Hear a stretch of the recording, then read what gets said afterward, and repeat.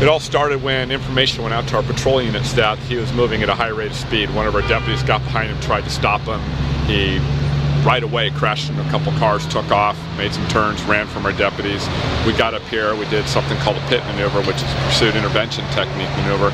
Spun him around over there. He came back out of the road and rammed one of our patrol cars, went back to the dirt, was coming out a second time at our deputies who were outside the car when two of our deputies fired upon him.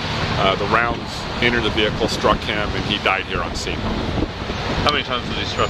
Well, we won't know that until the ME comes and looks at him. But each officer fired 2 to 3 rounds, so it could be up to, depends. It'll depend on when the medical examiner gets there to determine how many times he was struck. But the fire department and our deputies got him out and tried to render aid, but he was deceased. Were there any officers injured? No. Just a lot of damage to our patrol cars, and there are some minor injuries to some citizens that he hit. And I noticed nobody was towed out over here, so it's all minor damage then too there? Yes. Yeah.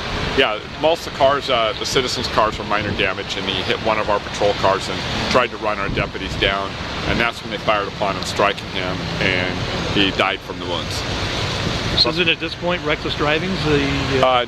He was already being called in before we were behind him. We were getting calls that there was a vehicle going 80 miles an hour driving like a madman through traffic without us even behind him.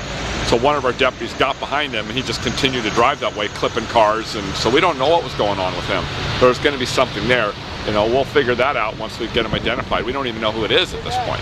So once we get him identified, we'll find out what led up to his reckless driving and running from the police officers and the 2 or 3 different accidents he caused.